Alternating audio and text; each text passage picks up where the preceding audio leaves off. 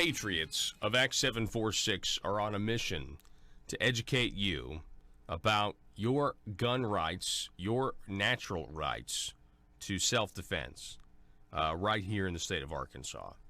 They are big proponents of telling the folks, their members, working with law enforcement, working with lawmakers, saying because of 2013 in Act 746, we now have constitutional carry or permitless carry here in the state of Arkansas, where you can carry a weapon concealed or open without a permit. Now, this, of course, we've had two segments the last 2 weeks that have been very good at highlighting the inconsistency, how the Arkansas State Police is not telling lawmakers, they're giving opinions that conflict with the law under strict construction when it comes to criminal statutes. This is extremely frustrating, and yet we still have a court case, Taft versus the state of Arkansas, that confirms what Patriots of Act 746 has been saying, and we have prosecutors who have dropped cases from law enforcement who have wrongly arrested people because because there's not any leadership saying, hey, this is the law. It's been changed since 2013. So if you want to find out more about this great organization and what they're doing, because it's really comes down to freedom. Act 746 of 2013 was probably, as I've said before, the largest transfer of freedom from the government back to the people in the history of the state of Arkansas. You need to understand that when it comes to this idea that it's not the government's business to decide whether or not they trust you with a firearm as a default, as essentially like you've already you're guilty, you're assumed guilty and not assumed innocent. So go to Facebook.com and search for Patriots of Act 746. That's Patriots of Act 746, and ask to become a member of their closed group today. Joining us now to talk more about this, we got Chuck Clifton with the Patriots of Act 746. Chuck, how are you, sir? Good morning, boss. It's glad to be back with you. Yes, sir. It's always great to have you on. So I wanted to talk to you a little bit because I've heard about some signs that are going up on government buildings. Have you heard about this, and are they preventing people from carrying firearms? Yeah, Paul, I've heard something about it, and I actually, the ones I know of that's went up is went up on the Department of Finance at the Revenue Office. Okay. And I went to the Revenue Office here in Northwest Arkansas back in October, and there was no signs there. I went back in September, and there were signs there. So I just decided to call the Arkansas Department of Finance Administration and find out why all of a sudden the signs was going up. And the answer they gave me was really kind of interesting. The man I talked to, his name is Walter Anger. He is, I believe, the director. And he told me that they're putting those signs up so that people know that those are inhibited places, prohibited places, and you have to have an enhanced to carry there. So I asked him, I said, did it take 2 years to do this? And he told me it took around 2 years for the lawyers to agree what the verbiage of the wording needs to be in order to meet the law. But that doesn't surprise me if it takes the government 2 years to read a law and decide what it says. No, that doesn't surprise me either. So these okay, so let me get this straight. We have the government right now. This is crazy to me. This is actually nuts. So you're telling me that the state police that are holding on to the idea, I mean, they're gripping on, I mean, their hands are straining, they're holding on to this idea that if you want to carry concealed, you have to have a permission slip from them. And you're telling me that the other government agencies are now making that permit less valuable, even more irrelevant, by now saying, well, now you got to get the enhanced, which is more red tape. And we, of course, know that the entire piece of legislation was hijacked for political purposes. Is that what you're saying? Yeah, it kind of looks to me like, Paul, they're pushing the enhanced. He would not tell me that, and I asked him that specifically. I said, well, are y'all putting this up so that that people, since we're a constitutional carry state now, that people knows that you have to have a enhanced to carry in this prohibited place, or is the state just promoting the enhanced since you don't have to have the regular concealed carry anymore? And he told me, he said, no, we just want to make people aware that that it's a prohibited place. And also, in some of those revenue offices, they hold a driver control hearing. Well, that's considered a court. So therefore, you can't even use your enhanced to carry it there. Wild. Because it's considered a hearing. Okay. So I think this is just once again highlighting or contributing to manufactured confusion. We're talking with Chuck Clifton from the Patriots, VAC 746. Okay, so it's not just the revenue office. We also have signs going up. First of all, are there any other government buildings besides the revenue office that you know of? That I don't know of. Now, here in Elkins, the mayor put up some signs here a while back as you go in the parking lot of City Hall, and you go in the parking lot of the community center, and you go in the parking lot of the ball field. And it said weapons prohibited. Sitting ducks. Well, those signs are illegal. You can't statute a parking lot because it's not statute under state law, and Arkansas has preemption law. Yeah. So I actually went down and talked with the chief of police here in Elkins, and he talked to the city attorney, and the city attorney sent it our way.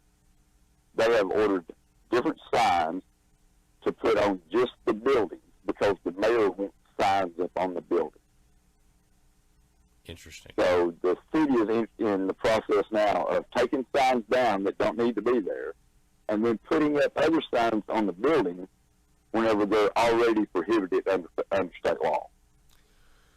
Okay, well, I mean, we've got apparently a lot of elected leaders that are afraid of weapons, you know, or they just reject the idea that an armed society is a polite society, and really they're also rejecting just the whole concept that gun-free zones are where psychos, the bad guys that those signs are trying to stop in their minds. They just completely don't get it. They don't understand that a psycho is going to go to the place where there's no weapons. And that's what's unfortunate. You're exactly right, Paul. I believe since 1950 or 52, over 90% of the mass shootings has happened in gun-free zones. I don't know of not one case where a no-gun sign kept a bad guy out of a place where a shooting has happened. It only keeps out law-abiding citizens because we are law-abiding citizens. So let's talk about, there's also some reports that we have a contradicting policy being promoted at our state parks when it comes to firearm possession by the government. What can you tell us about that? Okay. I actually called the Parks Department to get some directive on this. And as of close of business yesterday, they have yet to return my phone call. But what I did find in their own directive, it's going to be Park Directive 3701. And I'll just read you here what their own directive says.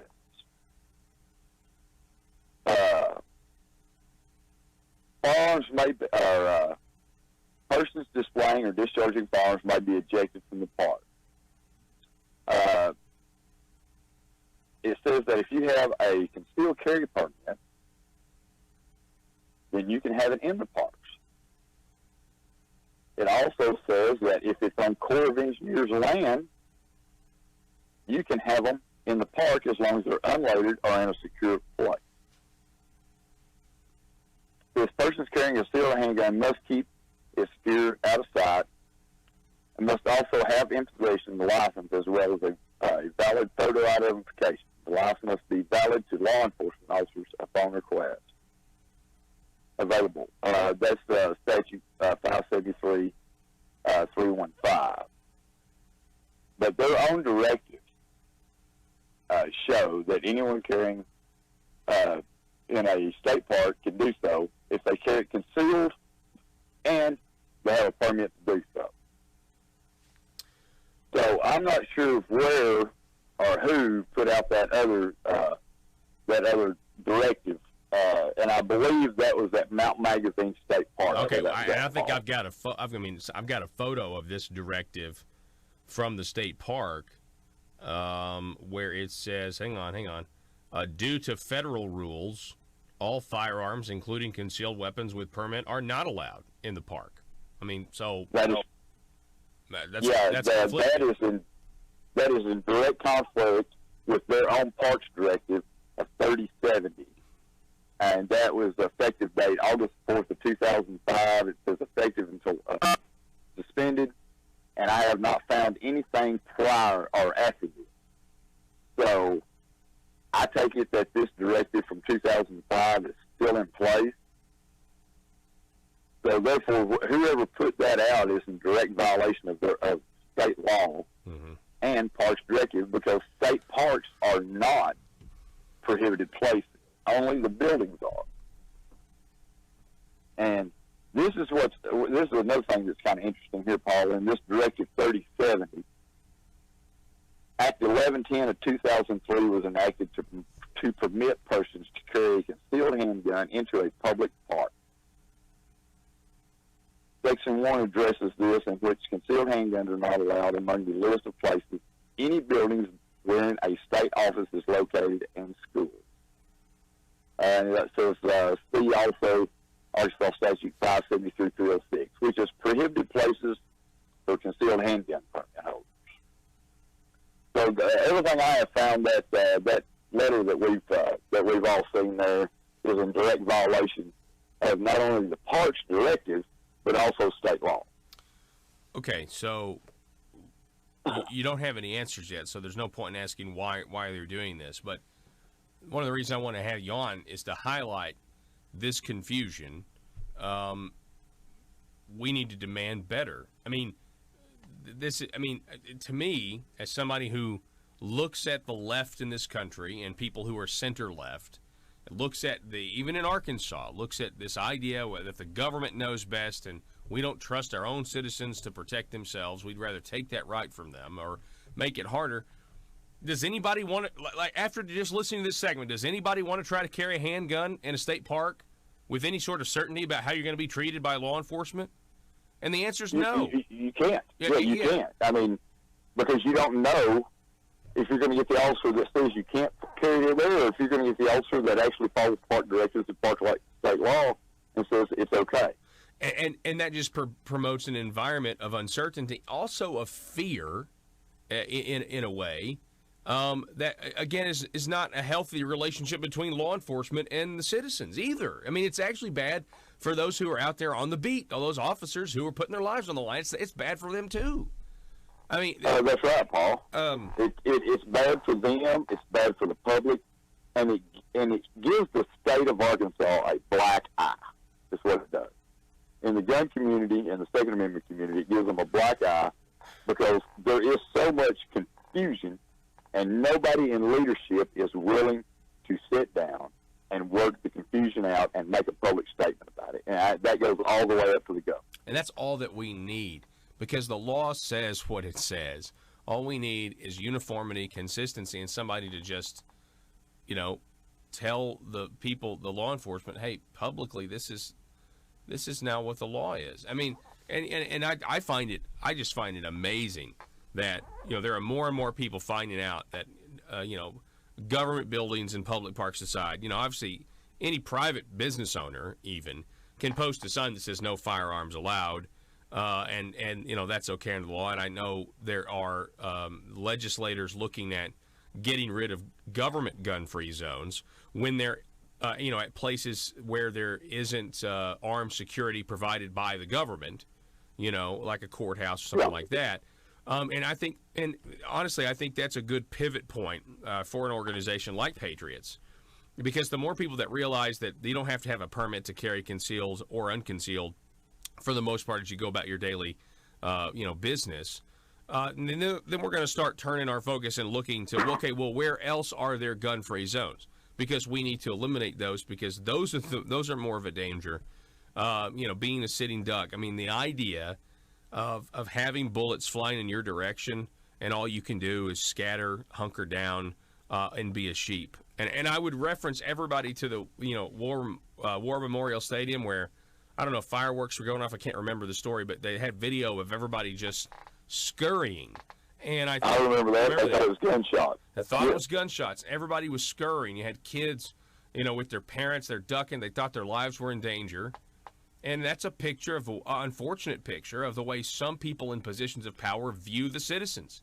They would rather that happen than somebody be able to send bullets back in the other direction and end somebody's sick fantasy. Now in this case it was a false alarm, but still really eerie video there. I'll go ahead, Chuck. I'll let you respond. Okay. Another thing too, Paul, in the gun-free zones, most of the time when a shooting occurs in gun-free zones, it continues until the second gun arrives. So you're right. There are people in those gun-free zones. They're sitting ducks. They have no way to return fire. They have no way to protect their safety. Mm-hmm. And in order to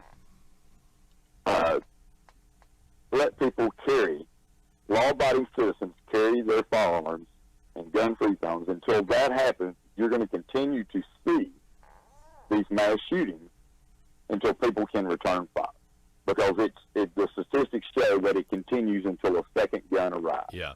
Whether it be a armed citizen or police. Yeah, and oftentimes the sicko or the psycho, you need to be well trained with your firearm, but oftentimes he just takes himself out once the bullets start flying back in the other direction. You are correct. Yeah, Chuck Clifton, I appreciate you coming on the program. To kind of summarize here, we've got signs going up on government buildings like the Revenue Office that are now saying that if you want to carry there, you can't have a concealed permit. You have to have this enhanced permit, which there's a lot of instructors that don't even want to teach anymore because of the enhanced requirements. And we have a contradictory policy versus, piece of paper versus what the policy is on their website when it comes to carrying a weapon in a state park. Is that right? That's correct, Paul. Another thing I just want to touch on here just a little bit is people need to know what probable cause and reasonable suspicion is. Reasonable suspicion is a standard established by the Supreme Court back in '68, which it ruled that police officers would be allowed to stop and briefly detain a person based upon the officer's training and experience. There's a reason to believe that the individual is engaging in criminal activity. Okay?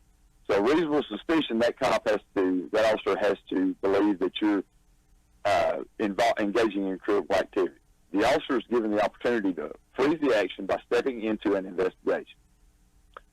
Probable cause to search for evidence or to seize evidence required that an officer is possessed of sufficient facts and circumstances and would lead a reasonable person to believe that evidence or contraband related to criminal activity will be found in the location to be searched.